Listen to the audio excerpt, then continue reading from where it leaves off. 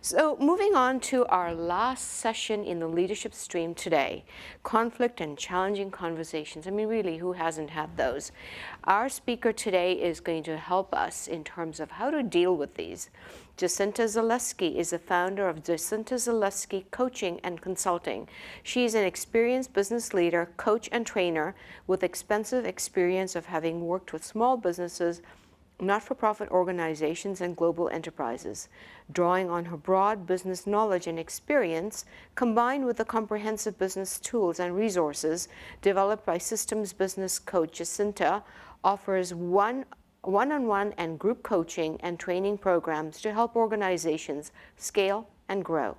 As a knowledge philanthropist with Vantage Point, Jacinta continues to share her knowledge and expertise with not-for-profits across BC in leadership development, values and culture development, team building, courageous conversations, performance feedback, succession planning, and emotional intelligence. Over to you, Jacinta.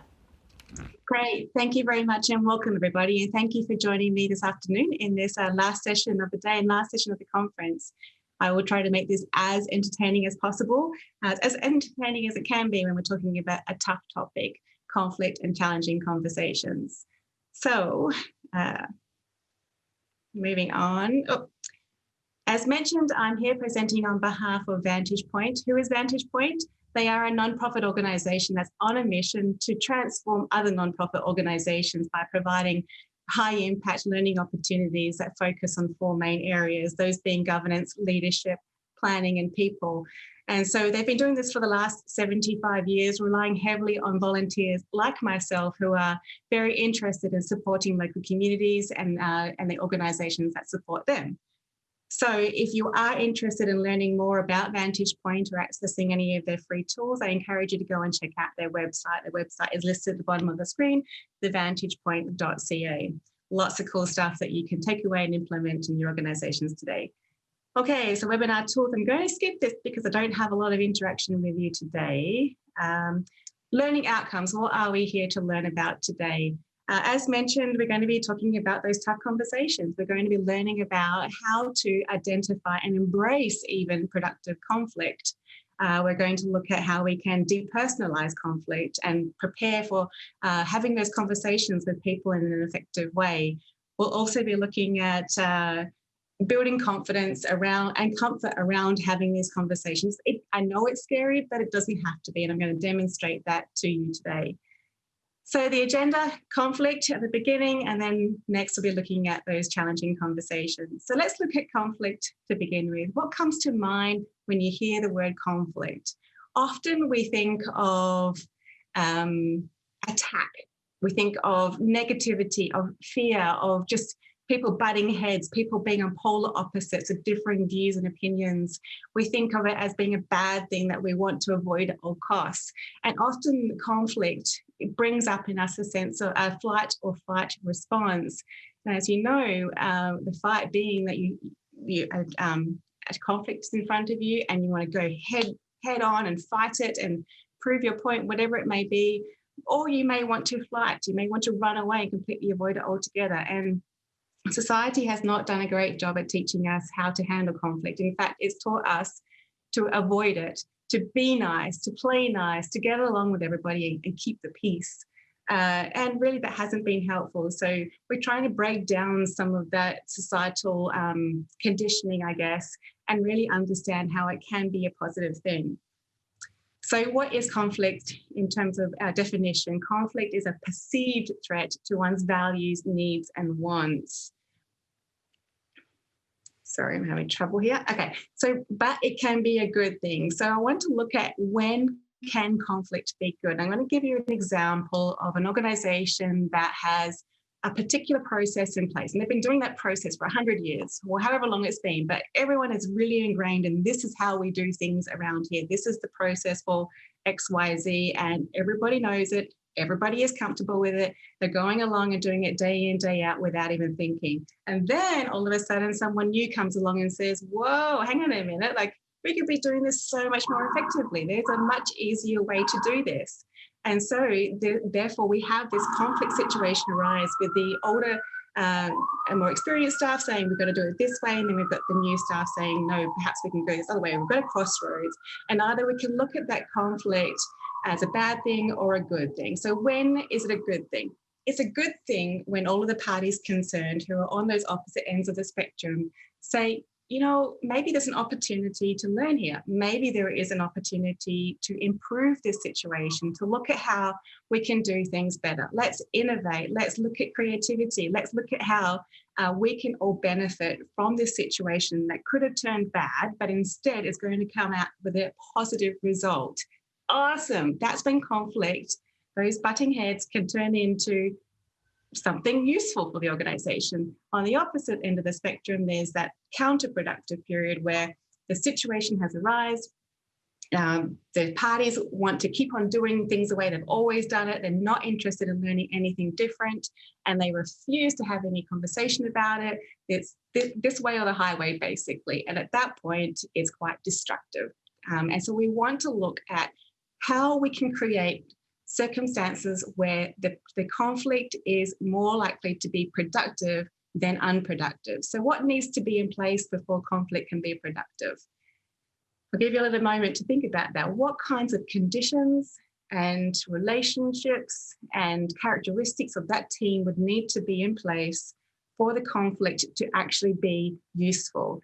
And so we're looking at things like creating an environment of trust, creating an environment of welcoming input and ideas and opinions, and going out and actively seeking those things. And then when people do share them, giving them the time and the space to express them and to receive that feedback from people without just straight away shooting them down, but actually saying, oh, okay, thank you. I've never thought of it like that before. Appreciate that.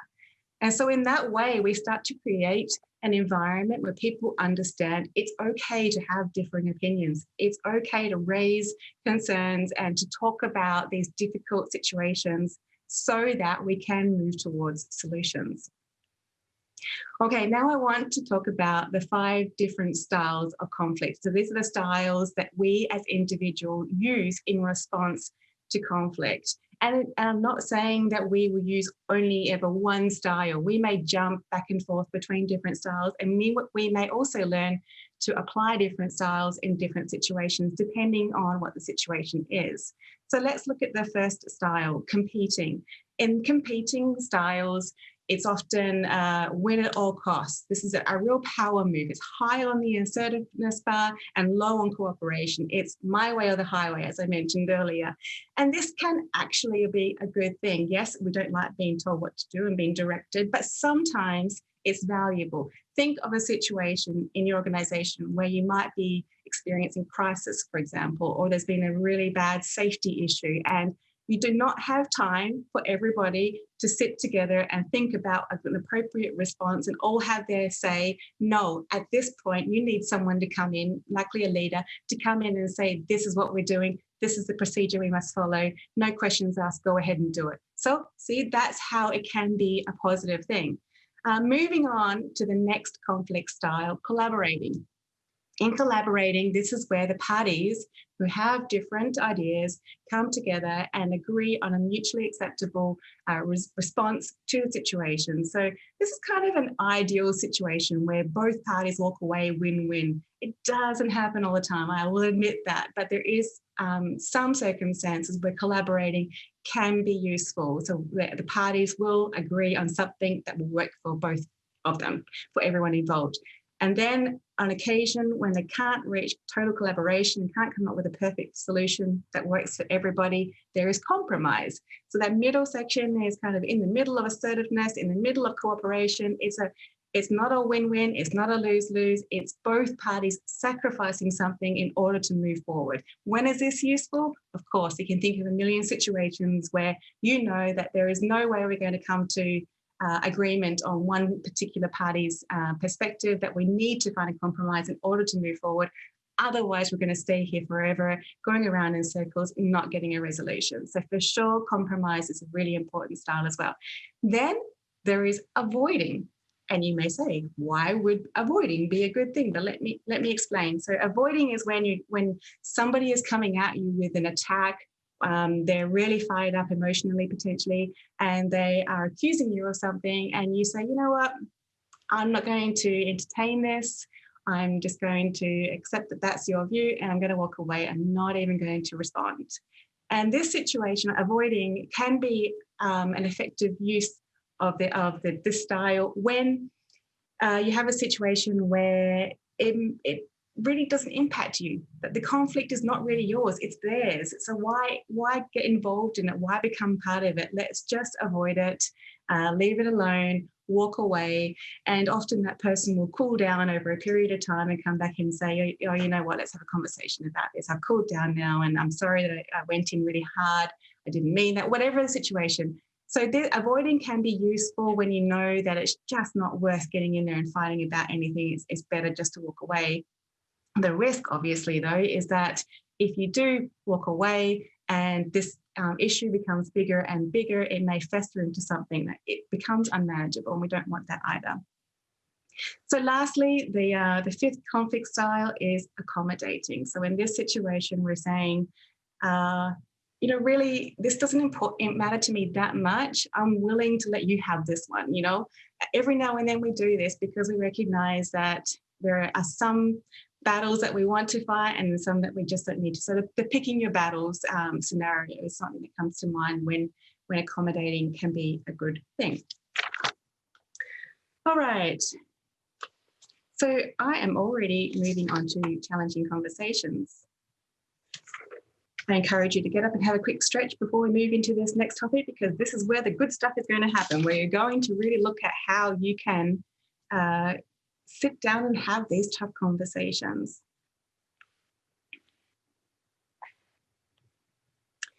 All right, so challenging conversations. I understand there is no chat box, so you're not going to write anything in here, but just think about this, and I'll give you an example to start off with.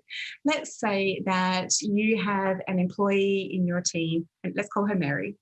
Mary is a really hardworking, high ethics employee. She just wants to help. She always appears to be very busy. She will work overtime. She will always volunteer to take on the additional tasks that other people don't want to do. She's just in there. She appears to be doing a good job because she is so busy. However, you have noticed that she keeps missing deadlines, that she doesn't seem to be producing any results. So all this hard work that she is doing doesn't seem to be paying off. And it's actually getting to the point where it's impacting the rest of the team, that if you don't say something to her, you may have to consider firing her, and nobody wants that, right? So you're at this point now where you have a situation where a challenging conversation is required, and you're really worried about offending poor Mary. She's clearly working hard. She's probably working harder than anyone else in the business, but not producing results. And so you start to think about how she might respond. She may get offended by this feedback that, well, you're working hard, but you're not getting anything done. Or she may break down and start crying. She may have an emotional response, or she may fight back and say, no, that's not true, and I'll show you my log of all the things that I've done. So she'll try to defend herself, or come up with an attack that, well, you've given me too much work. It's not my fault that I can't get it done. You're the person that's responsible for this. Whatever the situation. So we start to think about how she might respond, and we get a little nervous. Oops. We anticipate that response, so we tend to just avoid it sometimes. But this is where we can get in there. Well, let's just first of all look at the neuroscience of defensiveness. So what is actually going on in our heads that's causing these responses that we anticipate from the people around us?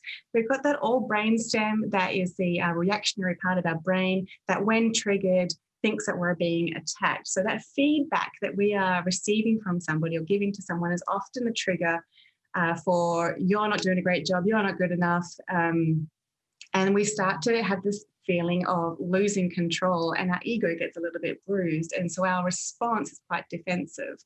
However, there is also the prefrontal cortex, that is the cognitive thinking part of the brain. So if you can give somebody enough time to work through that initial response with the reaction that's often negative, to think through, tap into that cognitive thinking, start to create some rational thoughts about the feedback that you're giving to them, you'll find that their response often will change. But it's that initial defensive response that causes us so much fear and anxiety around having this tough conversation with the person. We know that, so we try to avoid it.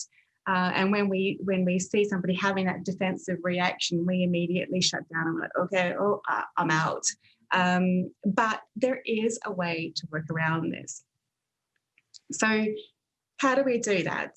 We make it safe to share. We make the environment such that people are willing to hear and receive feedback throughout the organisation, amongst departments, among different organisations, whatever the group is, even our families, let's be honest, it happens a lot too.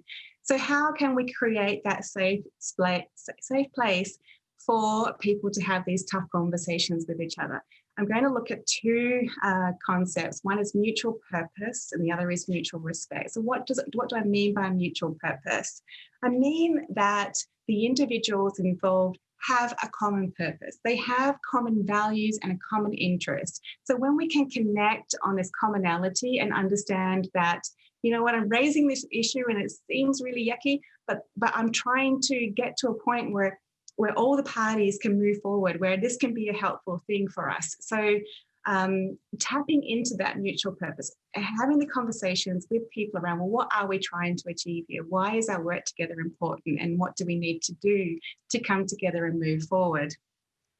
So when you don't have that mutual purpose and people are operating in silos, when they're operating on different ends of the spectrum, that's when you get the defensive response, when you get into arguments with people, when hidden agendas and accusations come bubbling up to the surface. So if you're recognizing that those things are happening and you're not coming together when you're giving and receiving feedback, there is something that you can ask yourself to assess whether or not that mutual purpose has been created. And that is, do think before you're speaking to somebody, think to yourself, do they believe that I care about them and their goals? Do they believe that I'm on the same side of them and that I have these common interests and values and purpose? And do they trust my intention? Do they know that when I'm coming and giving them this feedback, I'm not doing it to cause a problem or to separate or create more silos? Goodness, that would be terrible. I'm actually here to help move things forward. Do they trust that? You know, sometimes it's really hard for us to know whether somebody can trust our intentions just thinking about it by ourselves, but we can test these things by having, treading carefully into some of these waters and seeing what the response is. And if you're recognizing that it doesn't exist, doing the work to create it. The second concept for making the environment safe for these types of conversations is mutual respect. So mutual respect being that, the person recognizes that you care about them, that you'll give them time to speak, that you won't knock them down the minute that they open their mouths and share something with you, that they will be invited and welcome to contribute their ideas and be respected for the contribution that they make to the team for whatever reason that is. When you don't have that mutual respect, that's when it's really easy to flare the reactionary responses, the pride issues and the bruising of the ego. So ask yourself before going in, does this person know that I respect them? And again, it's hard to know, so test the waters and see how they respond. But in either situation, if you're recognizing that there is not mutual purpose and there is not mutual respect, do the work to correct that. Do the work to create an environment where there is openness, where there is an ability to have that feedback. And how do you do that? You apologize when you make mistakes. When you recognize that somebody has misunderstood you, you go in and you explain what you did mean. You correct those misunderstandings, and you also clarify your intentions. Maybe they thought that you were trying to cause problems, whatever the case may be, but you're not. So explain to them, be calm, sit them down, explain where you were actually coming from in the hope that you can move towards more of that mutual respect and mutual purpose. Okay, so now let's say we're headed into this conversation and Imagine this. Imagine that you have decided you're going to have a tough conversation with somebody. You've done a whole bunch of preparation. You're now sitting down in front of them. You're very clear on what you want to communicate. You're full of courage. You are ready to do this. You've talked yourself into it, and you start out strong. What you're explaining to them is very clear. And then before you know it, your mind starts telling you a little story about how this is not going good. And oh my gosh, they might get offended. And your anxiety starts increasing. And before you know it, you're starting to tail off and take back a little bit of what you're saying and start to smooth it out a bit. So, you know what? It's not really a big deal. Don't worry. If you just try this one little change, maybe that will make the whole situation better. And you know what? It's probably my fault anyway. So don't worry about it. And before you know it, you've completely backed down. And the person who you're speaking to is more confused now than they were before you went and spoke to them. So they're probably wondering, what was that about? Why couldn't they just send me an email? Or did I do something wrong? Because it doesn't feel like I did.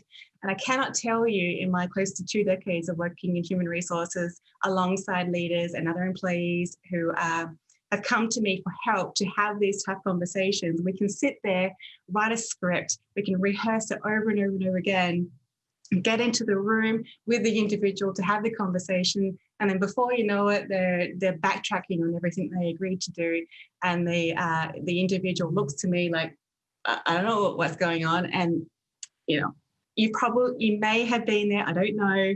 Often we don't recognize that we're doing it. We go in strong. We think we've had a great conversation. We think we've conveyed to the person exactly what we meant, but in actual fact, we probably haven't.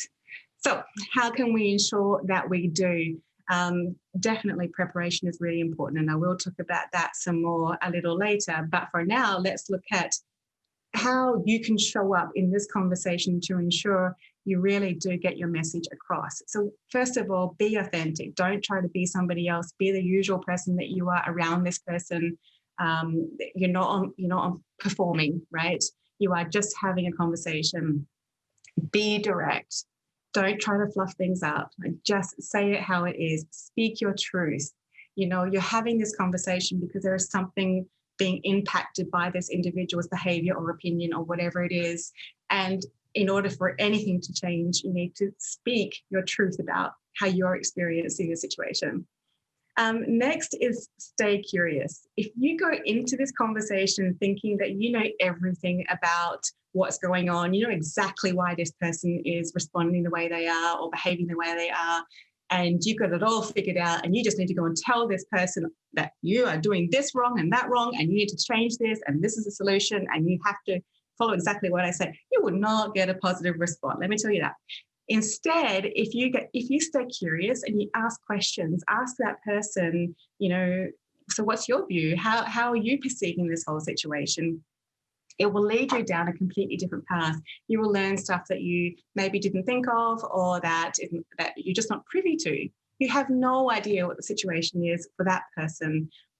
So ask those questions, stay curious, and assume the best intentions. Assume that person was trying to do a great job, that they weren't trying to cause problems. And for whatever reason, there's been a misunderstanding, and this conversation is going to get you back into a path of alignment, I guess. Okay. Oh, I almost forgot, really important, again, as a human resources person, I cannot stress this enough. Documenting your conversations. You must write it down. So when I say document these conversations that you have had with people, make sure that there's a clear record of what was discussed, who was present at the meeting, what were the agreed outcomes, who was responsible for carrying out those outcomes, what is the timeline, all of those important details, so that if ever challenged on that conversation that took place, you're not saying, I vaguely remember or recollect this discussion that we had, and I think you were going to do this by X date. No, that won't work. Write it down, have a clear record so that you know exactly what happened. You'll be able to produce it later if ever needed. All right, back to making this a safe place. Again, think about a situation where you have gone to an individual ready to have a conversation. You've started to raise your concerns, and this person has erupted. They're blown up. They have gone so aggressive and offended by what you have said that, there's some screaming, there's some, very defensive response from this person. In your mind, you're thinking, abort, abort, abort. It's probably a good message to listen to. Do abort, do step away, give everybody some time to cool down, reestablish that mutual purpose and mutual respect if you suspect that that's what's been broken down here. Or it may just be, again, that reactionary part of the brain being triggered and the person needs some time for that prefrontal cortex to come into play and to start thinking rationally about the feedback that you started giving them.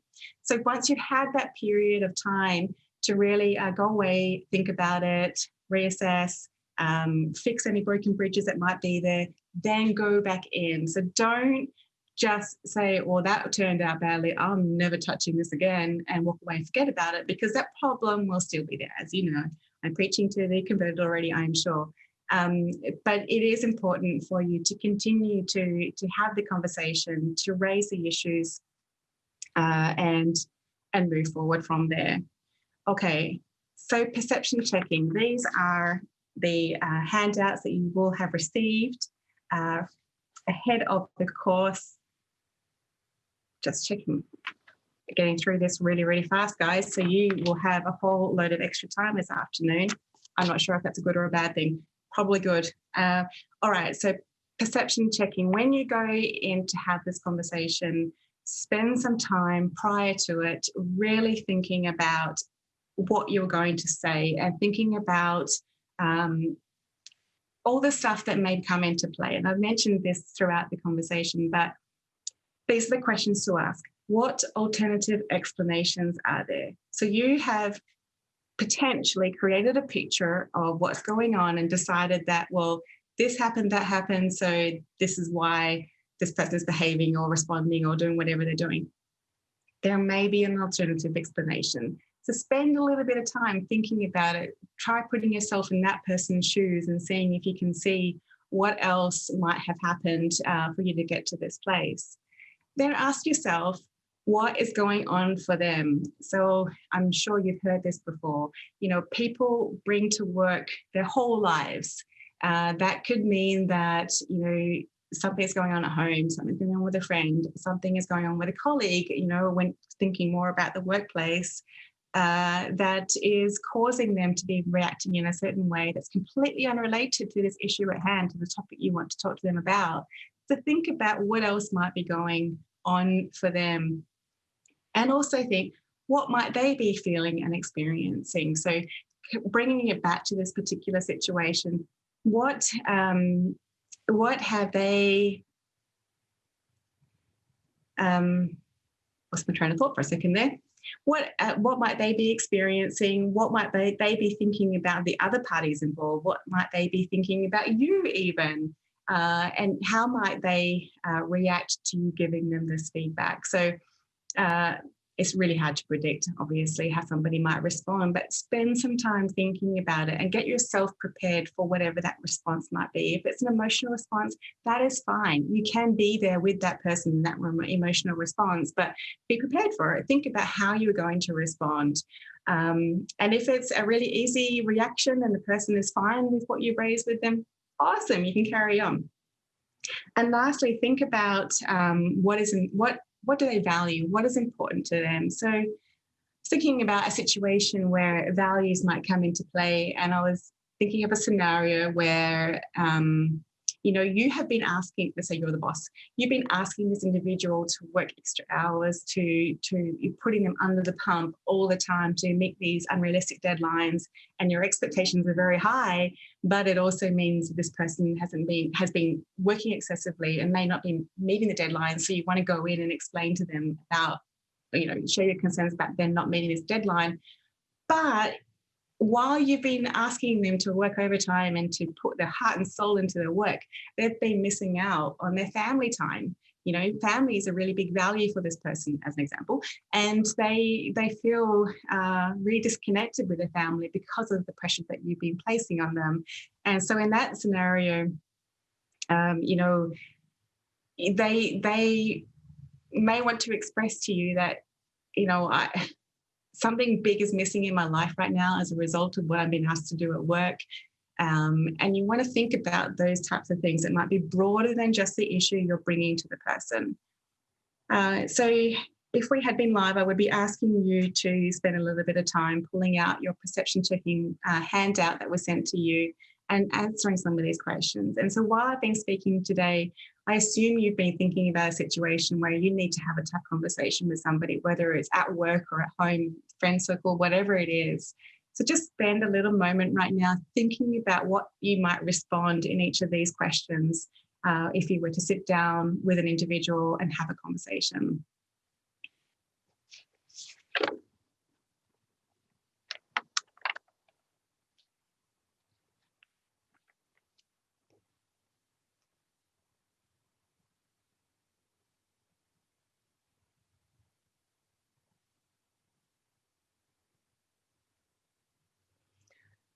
Okay, I hope that opened up something for you and that you started to think about perceptions and how you might be able to check in before having a conversation with somebody.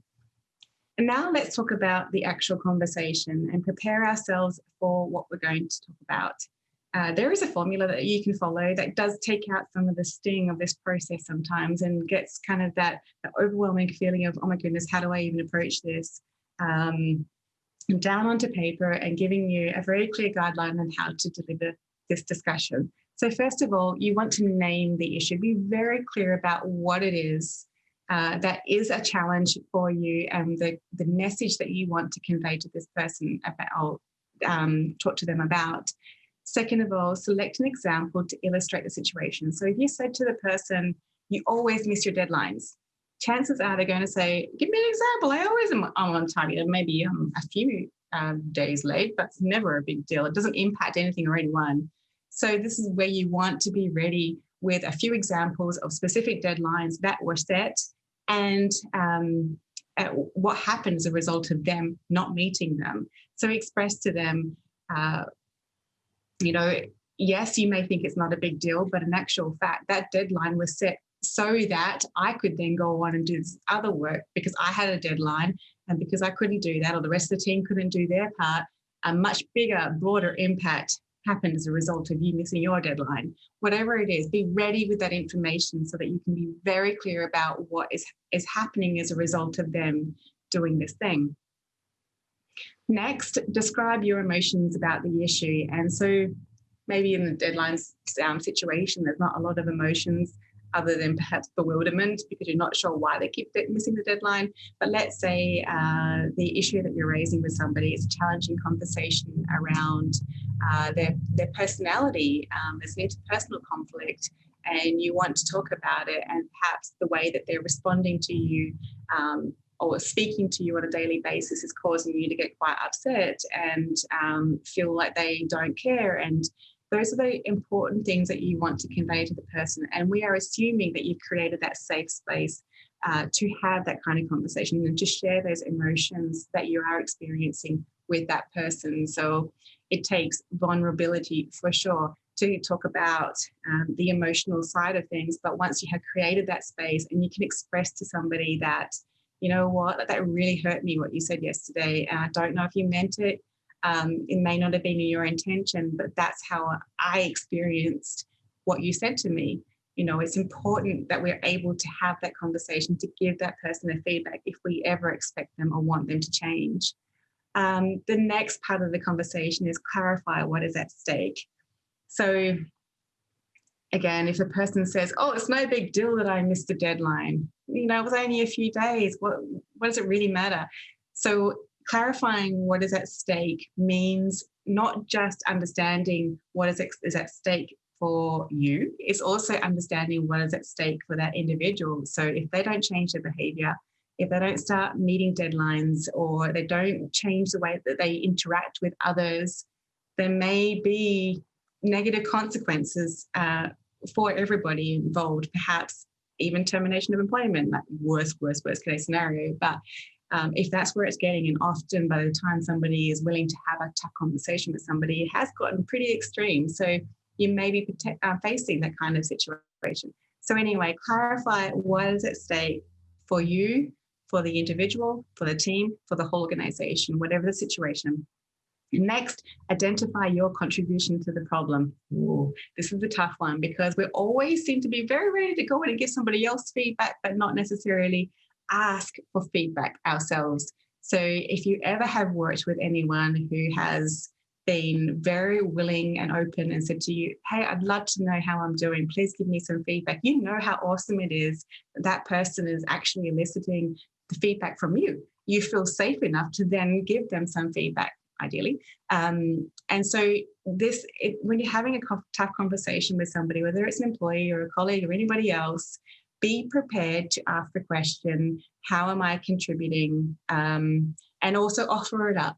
You don't have to wait to be asked either. If you know that something you're doing is contributing to the problem and your intention is not to put it all on them, but is actually to recognize that as a group of individuals or two individuals, you are willing to be honest about your share of the problem, then we can work together to move forward.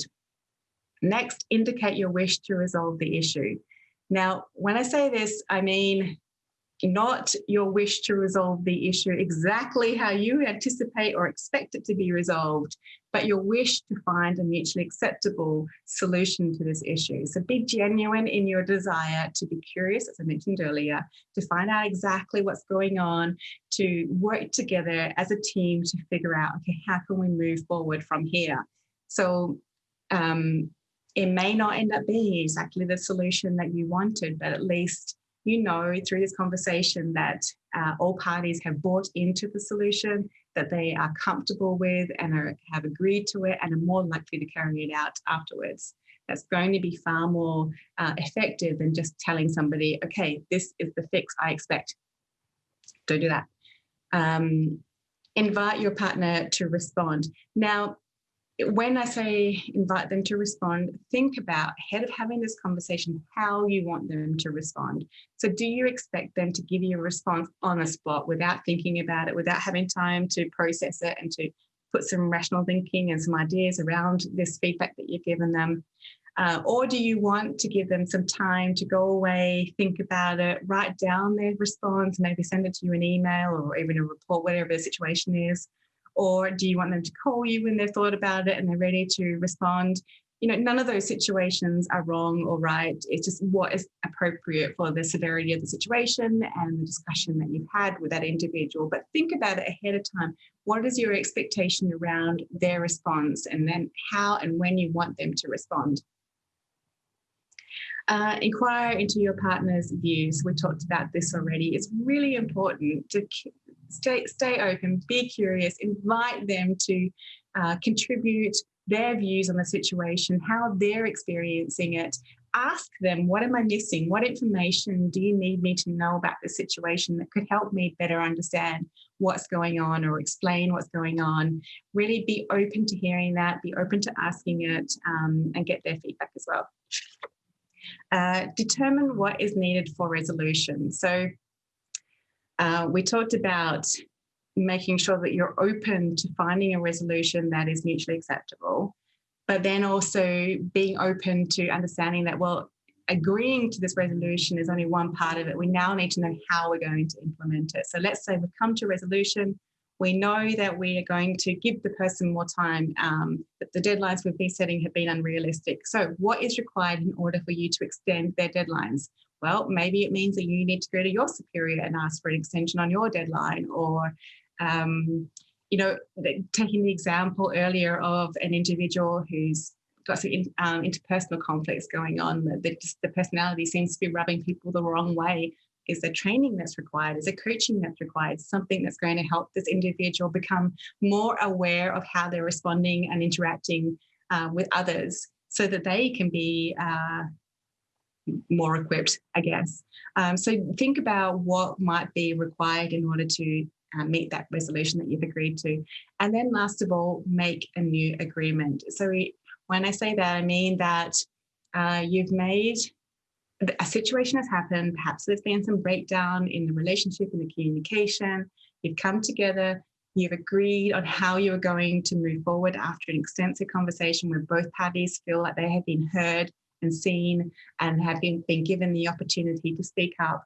Okay, now we've got a resolution. Now we've got a plan for how we're going to implement that resolution. Let's make a new agreement going forward. And that new agreement might include things like, let's never get to this stage again. Let's be open and honest with each other. Let's make sure that we address these things early so they don't become challenging conversations, that they just stay something that is just an ordinary conversation. We check in with each other on a regular basis, whatever that agreement is, whatever it needs to look like to create a situation or an environment where people feel confident that, okay, we've learned from this. We know what is expected of each party from now on, and we're going to ensure that we stay on track and move forward from there.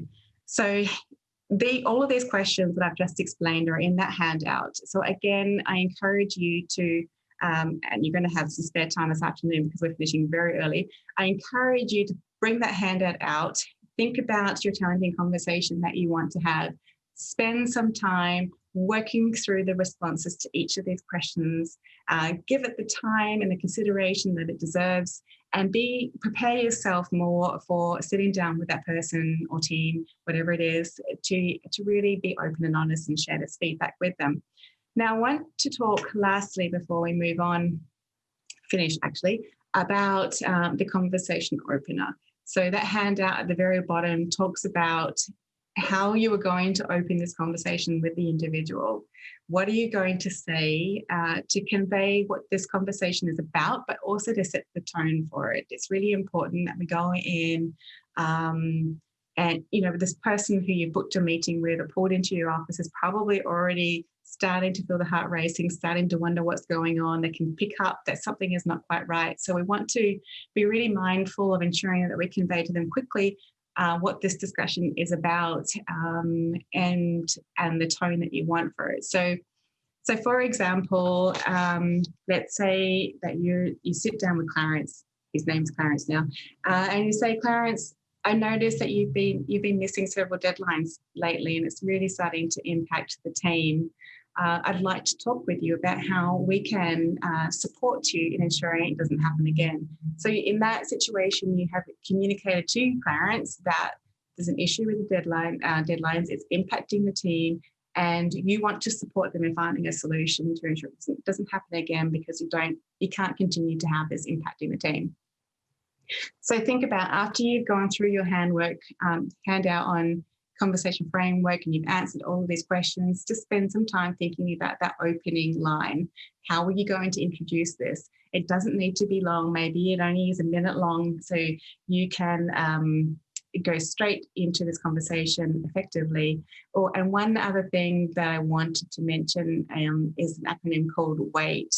I mentioned earlier about the need to ask the other person and invite their feedback. One thing that I find is really helpful when you're having these conversations, to ensure that you don't dominate, that you don't launch with your conversation opener and then keep on talking for the next half an hour and forget that you haven't actually asked the person for any feedback. Ask yourself, WAIT, W-A-I-T, and that means, why am I talking? It's really important every now and then to check yourself and ask, have I been talking for the last 30 minutes? Did I introduce this issue and then just launch into my monologue about what this is and not think about inviting any of that feedback? So just ask yourself, wait, why am I talking?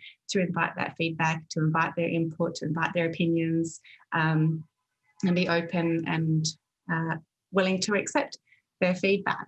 So that's all I have for you today. I hope that it has been helpful. I'm sorry that it hasn't taken up all of the time, but I was anticipating a lot more interaction with you, but not in this forum, unfortunately. Please do take this time now to go away and fill out those forms. Really think about how you might be able to apply these very practical ideas around how to have a conversation with somebody, and to really move from a position of fear and anxiety around having these conversations, to recognizing that they can be so valuable. They can really mean the difference between having a good day at work, or having a good week, month, year, whatever it is, or not. So they are worth having. They're worth having on a timely basis before they become an even bigger issue.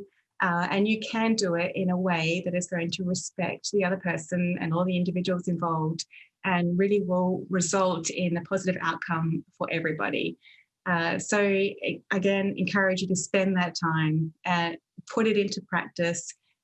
It will not be easy. I understand that, but the more that you do it, the easier it will get. And you'll start to recognize that you are more equipped and more capable of having those conversations, and that willingness to sit down with somebody and have them will increase. So thank you for your time. I appreciate it. I hope that you've learned something from this, and absolutely, if you want to learn more about Vantage Point or carry on this conversation, find some free resources on their website around this topic, please do go and check out their website. And thank you, and enjoy the rest of your day.